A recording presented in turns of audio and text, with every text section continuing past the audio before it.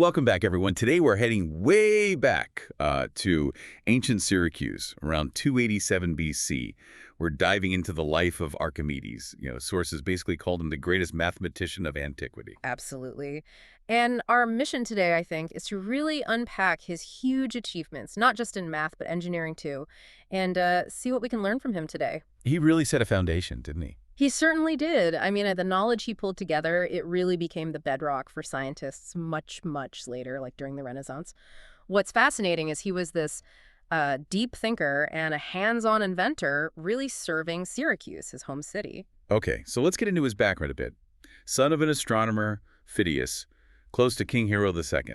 And he might have even studied in Alexandria, rubbing shoulders with, Eratosthenes. It's the picture we have, yeah. Mingling with the absolute top minds of the Hellenistic world.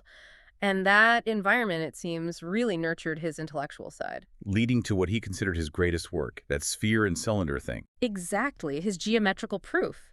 He showed mathematically that the volume and surface area of a sphere are precisely 2/3 of the cylinder that perfectly wraps around it. And that specific discovery was so important to him personally. So important he wanted it on his tomb. Seriously, a sphere inside a cylinder, that tells you loads, right?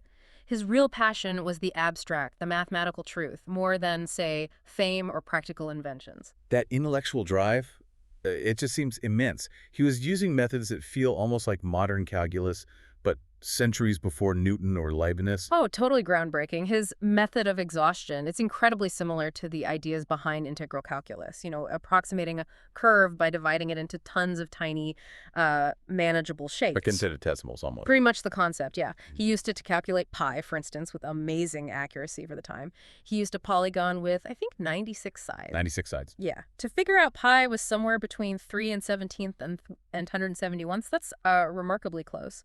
And speaking of scale, what about the sand reckoner? Trying to count all the sand in the universe. Right. I mean, the sheer audacity of the question. But to even attempt it, he first had to invent a system for writing down unimaginably huge numbers.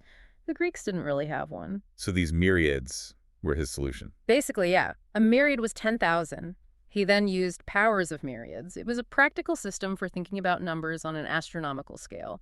It shows this incredible range, from universe-scale calculations to, solving problems for the king. Which brings us neatly to the engineering side, the applied stuff. And the most famous story has to be the Eureka moment, Archimedes Principle. Yes, the golden crown. The king suspected he'd been cheated, right? That the crown wasn't pure gold. And Archimedes figures it out in the bath. That's the legend. He realized, supposedly, that an object's volume could be measured by how much water it displaces when submerged. That let him check the crown's density without melting it down.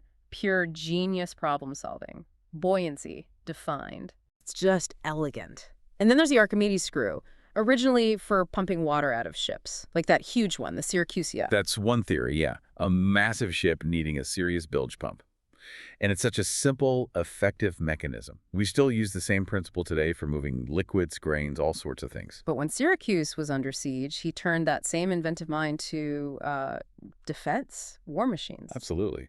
During the siege of Syracuse, around 214 BC, the stories are legendary, maybe a bit exaggerated over time, but things like the claw of Archimedes. The ship shaker. Exactly. Supposedly grabbed Roman ships right out of the water. And the burning ray, using mirrors or polished shields to focus sunlight and set ships on fire. Whether they worked exactly as described is debated, but it shows his mind applied to urgent, practical defense. His legacy really echoes in those famous quotes, too, like the one about the lever. "Give me a place to stand and I shall move the earth." Captures that understanding of physical principles, of leverage, perfectly. Such confidence. And then, tragically, his final moments. Yeah, during the sack of Syracuse, the story goes, a Roman soldier found him completely absorbed in drawing geometric figures in the sand or on a tablet. And he supposedly said, "Do not disturb my circles." Whether he actually said those exact words, who knows? But it perfectly encapsulates his dedication, right? To pure thought, even with chaos erupting around him, that focus is maybe the biggest lesson. And his work still speaks to us. The Archimedes Palimpsest, that recovered manuscript. Incredible story. Hidden texts revealing even more about his mathematical methods centuries later. His thinking process preserved. So bringing it all together, what's the core lesson for us? For you listening? I think it's about the power of that relentless pursuit of knowledge. Even when it seems abstract, divorced from, the vulgar needs of life, as one source puts it. That fundamental curiosity, think about this, the Fields Medal, it's like the Nobel Prize for mathematics. Right. The highest honor. It has Archimedes' portrait on it, and the motto inscribed is Transire sum pectus mundoque potiri. Basically, ascend above yourself and grasp the world. That really captures his spirit, doesn't it? That ambition to understand deeply, that's his enduring gift. A powerful legacy indeed. Thanks for joining us for this deep dive.